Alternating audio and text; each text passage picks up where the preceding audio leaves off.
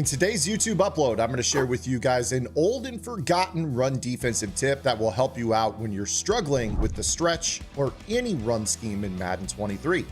Let's get into it. What's up, guys? Zan from the Zan Madden YouTube channel, and all year long we've heard people talking about stopping the run being more difficult than any other year of Madden. I personally disagree with this sentiment wholeheartedly. I think that the majority of players typically are struggling with the AKA running back. So in today's video, I'm going to share with you guys a very simple tactic that you guys can use to improve any run defense in Madden. In fact, I'm going to be showing you a couple of different ways that I like to utilize this trick if I am in a situation where I have to get a run stop. I have to put them in a third down and long. And this will really help you guys out with knowing what coverage you guys can do this most effectively out of, and also what types of runs this tip is most effective against. So let's go ahead and get into this tip today. This is actually going to be the spying the safety method. Let's go ahead and get into it here. I'm going to call a two-back stretch.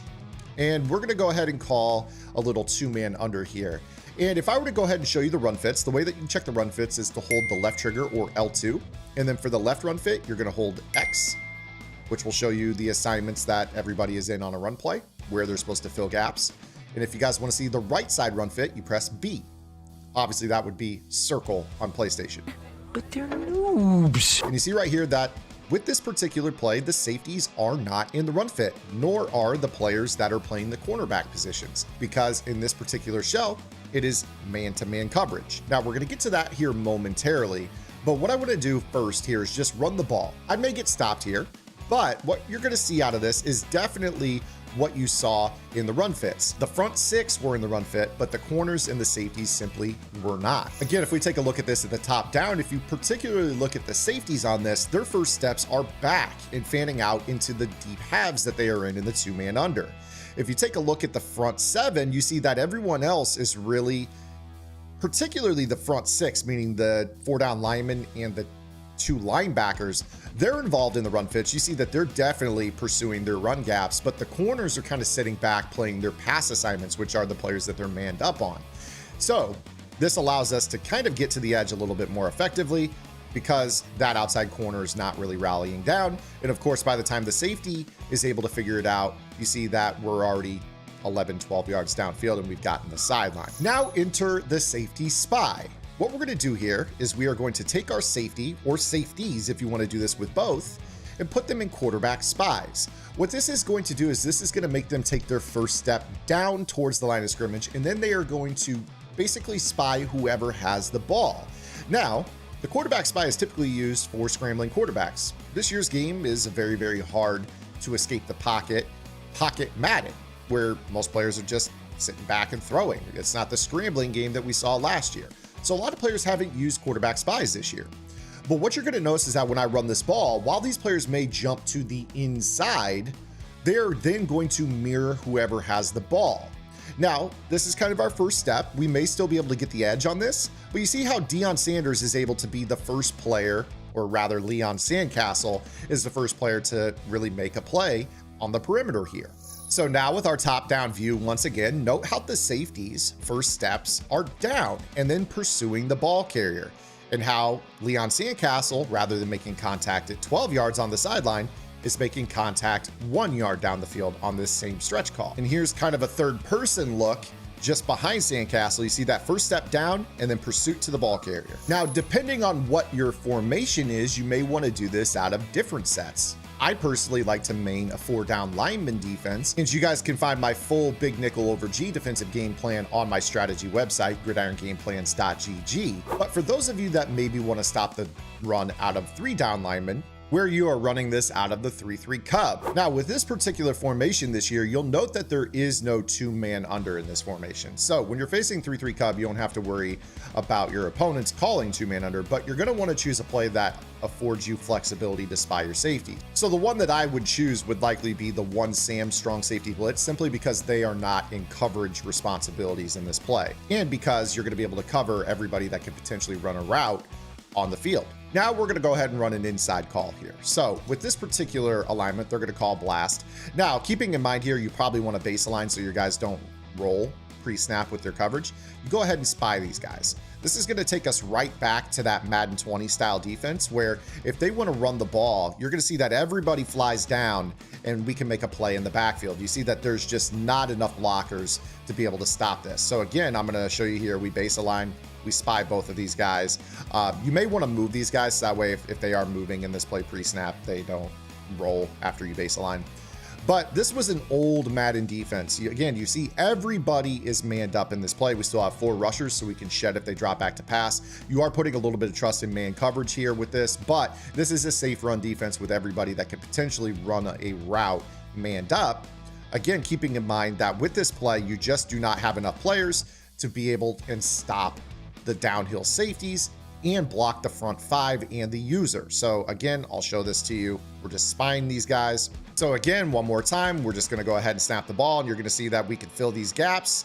Those downhill safeties really get the attention of the line. Sometimes defensive linemen will shed instantly, and we're into the backfield. Again, looking at the top down of this, you see how basically with this particular play, we are able to instantly shed.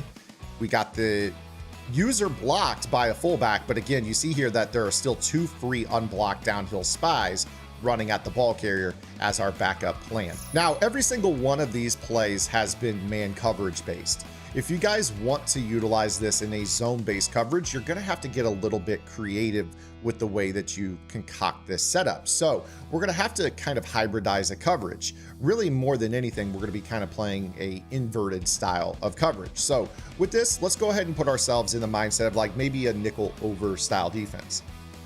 One that I think would be a really fantastic defense would be the Tampa 2, where we kind of invert our coverage. So right here, I'm going to go ahead and let's call like a stretch lookie.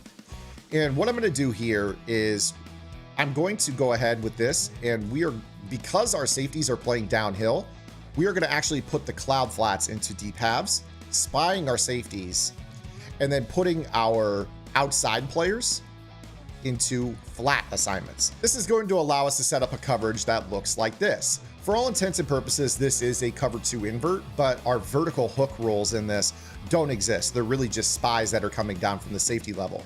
That can still be valuable though. But what you're going to notice when we snap this ball here, that we're going to have pretty good coverage to the outside. We're not going to really be able to get free to the edge, and those safeties playing downhill take away those cutback lanes, which allows us as a user to really get outside. So you see right here, I don't have to worry about shooting straight down because those safeties in the spy flash the B gaps and then spy the ball carrier.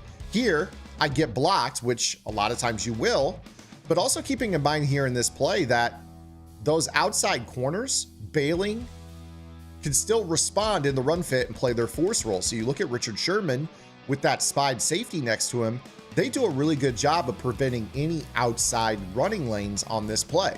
So you guys can kind of run a zone-based coverage that still protects you deep if you want. You don't necessarily have to do this from a man coverage based play. So again, you would just spy your safeties, have your corners, and then go ahead and use these players in hard flats.